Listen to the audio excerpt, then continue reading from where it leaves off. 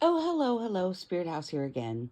I just wanted to leave you with one thought, another health video, um, with shingles and natural remedies, and then why we face shingles and there's such a problem as adults with shingles nowadays. It's because of the childhood chickenpox vaccine. Chickenpox was not a real threatening thing. Although I did get chickenpox at a late age, I was exposed to it from my brothers and sisters. I did not get it until I was about 15. I was 15 and I was regularly babysitting little boy who I loved, absolutely loved. His name was Little Greg, and I babysitted him all the time. And he was a little redheaded boy. He was so cute. And I was 15 years old, and I went on a plane to go visit my father in Washington State, and I started breaking out really bad. And the older you are when you get the chicken pox, the worse it is. And so I still have a few scars on my body from it. It was terrible. But the problem is, I only had like 5 vaccines when I was young, and one of them was completely unnecessary. It was a smallpox vaccine because I lived in Anchorage, Alaska, and it was a port hub for a lot of like different travelers from like Japan and other places that came to visit Alaska.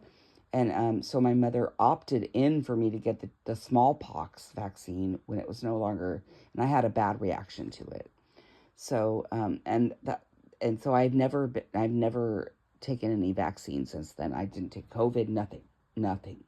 And also my children were vaccine injured when they were small, and I had them before 30, and so I've never been into that ever since. But I mean, they were mortally wounded.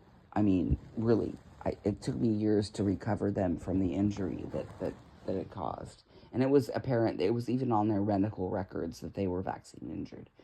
But at any rate,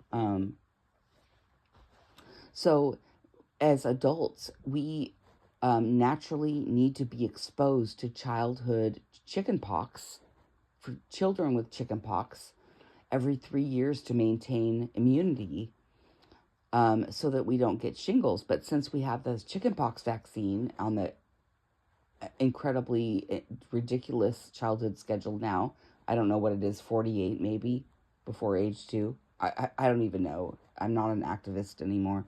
But I will say that it's ridiculous.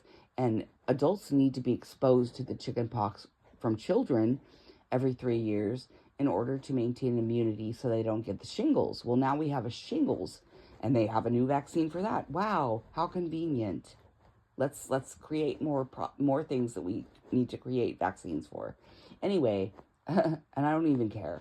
Okay, that is why we have an adult problem with shingles. I've never had shingles personally, but I can tell you some things that will help with shingles that I've been able to help other people with. L-lysine, and that's one thing I forgot to mention in my antiviral video that was like the last one that I think I did, is that L-lysine is an amino acid that really helps with shingles. You take it internally, you could even pour it into your bath, like, if you can get large amounts of it, and take baths with it. I would take salt baths, and I would take magnesium baths with Epsom salts, and pour lysine into it to help alleviate your pain and stuff from the shingles. But lysine is probably the best thing at defense against that.